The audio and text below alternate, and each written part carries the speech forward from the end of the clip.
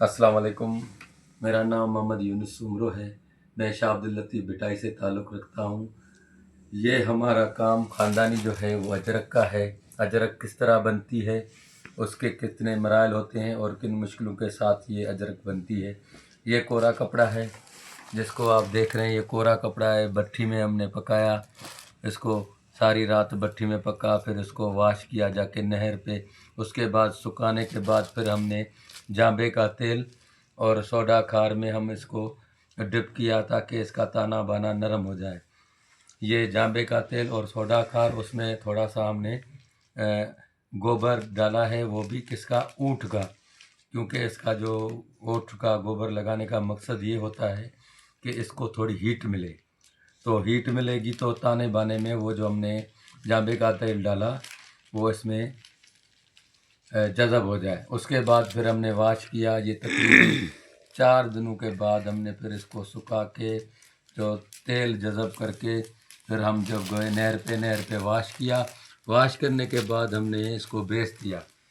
Base हम उसको अपनी ज़ुबान में साकुन बोलते हैं और जो इसमरले का नाम है उसको हम कसाई बोलते हैं। हमने बेच दिया। ये एक साकुन है जो दरिया के किनारे पे मिलता है। वहाँ पर ये दरिया के किनारे पे दरख्त हैं, उसका एक पौधा है, वो हम सुखा के फिर इसको हम ग्राइंड करके आटे की शक्ल में डाल के इसको बेच देते हैं। इसमें सूखे हुए लीमू भी डालते हैं और एरंडी का तेल भी डालते हैं। उसके बाद हम आते हैं छपाई की तरफ। ये आप पिंक पिंक सा देख रहे हैं, ये है आउटलाइन जो हमने छपाई की है। फर्स्ट प्रिंट है ये। उसके बाद हम इसकी एक फर्स्ट प्रिंट के से भी चूना होता है और ये गूंद गूंद होता है, वो भी बबर के दरख्त का गूंद होता है। चूना, गूंद और पानी, उससे हमने पेस्ट बनाई है। उसके बाद हम आते हैं सेकंड प्रिंट की तरफ। ये आप देख रहे हैं यहाँ पर सिर्फ फर्स्ट प्रिंट है, उसकी आउटलाइन हमने ब्लैक लगाई है। ये ब्लैक आप देख रहे हैं। तो पुराने ज़माने से ये मोहनजोदड़ो से इसके आसार मिलते हैं।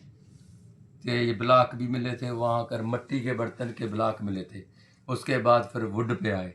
तो ये जो पहले ज़माने में हमारे दादा परदादा करते थे, वो करते थे पुराना लोहा, आटा और गुड़ एक माटी के बर्तन में सब मिला के रख देते थे, एक लेप बन जाती थी। आजकल थोड़ी जदीद टेक्नोलॉजी आ गई है तो हम इसमें फेरस डालते हैं और मुल्तानी मिट्टी और बादाम का गूंद, उसमें ये ब्लैक बन जाता है। उसके बाद आते हैं हम फोर्थ प्रिंट पे।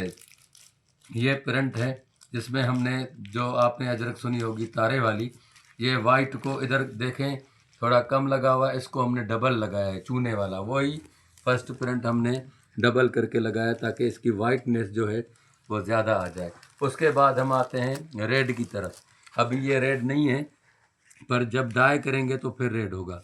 इसमें हमने, ये आप देख रहे हैं, first print, second print, third print, फिर फोर्थ पे जब हमने किया है तो इसमें एलम और मुल्तानी मिट्टी और बादाम का गूंद का एक पेस्ट बनाइए, उसके उसमें हमने छापा लगाया है। ये जो फिलर लगा हुआ है और ब्लैक भी नज़र आ रहा है आपको, और तीसरा ये जो फिलर नज़र आ रहा है, ये जहाँ पर भी आपको हल्का सा मास्टर कलर नज़र आ रहा है, ये फिटकड़ी, मुल्तानी मिट्टी और एलम है, उसकी हमने पेस्ट बनाई। उसके बाद हम आते हैं हल्का इंडिगो देते हैं। ये एक इंडिगो है, हमने हल्का इंडिगो दिया है। जहाँ पर भी जगह खाली है उसमें ये इंडिगो डिप किया हुआ है, ये हल्का इंडिगो है। फिर हम जाते हैं एक तालाब में जो एक मखसूस होता है इस प्रोसेस के करने के लिए। उसके लिए ना तो नहर का पानी चाहिए, ना बहता हुआ पानी चाहिए, ना ही वाटर का पानी चाहिए। एक तालाब है वो मखसूस हम बनाते हैं उसका। आप यहाँ पर देख सकते हो, जहाँ पर भी जगह खाली है वहाँ पर इंडिगो गया है। और जो यहाँ पर देखें और यहाँ पर देखें, ये जब फिनिश होके आ गया, वाश होके आ गया, तो इस तरह की कुछ प्रोसेस है। अब आते हैं हम डाई की तरफ। इसके बाद हम करते हैं डाई करते हैं अलीजरीन में। आप देखें ये वाइटनेस जो है, ये वाइटनेस है और ये रेड कलर है। बाकी जो जगह बची हुई है हल्की इंडिको में बची है। फिर हम डाई करके नहर पे जाते हैं, वाश करते हैं। तकरीबन इसको पहली साइड बिछाते हैं ज़मीन पे, फिर उसको ड्राई होने के बाद फिर पानी लगाते हैं। इस तरह हम 12 मरतबा इसको, मना सारा दिन लग जाता है हमें इसको फिनिशिंग लाते हुए। फिर उसके बाद आते हैं हम मीना की तरफ। हम अपनी ज़ुबान में इसको मीना बोलते हैं। इसमें जो रेड और वाइट को छुपा के और बाकी जो जगह बची है वो इंडिको में जाएगी। इसी में भी हमने एलम, बादाम का गूंद और इसमें जो नज़र आ रहा है ना, एक तो सारी होती है उसका जो भूसा होता है वो, दूसरा भैंस का गोबर हम डगा के ताकि ये जल्दी ड्राई हो जाए और दूसरी जगह पे इसकी पेस्ट फैले ना। अब आते हैं आखिरी प्रोसेस पे अदरक की। ये हमने इंडिको दिया है अदरक में, ये आप देख रहे हैं रेड, ये जो यहाँ पर रेड छुपा हुआ है और वाइट छुपा हुआ है। अभी बाकी जो जगह है वो इंडिको में गई है। ये देखें आप, इंडिको में गई है।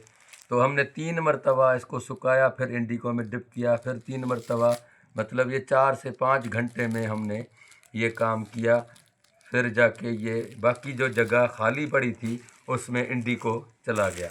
उसके बाद आते हैं हम फिनिशिंग की तरफ। ये अजरक का वो आखिरी मरहला है जो आप देख रहे हैं।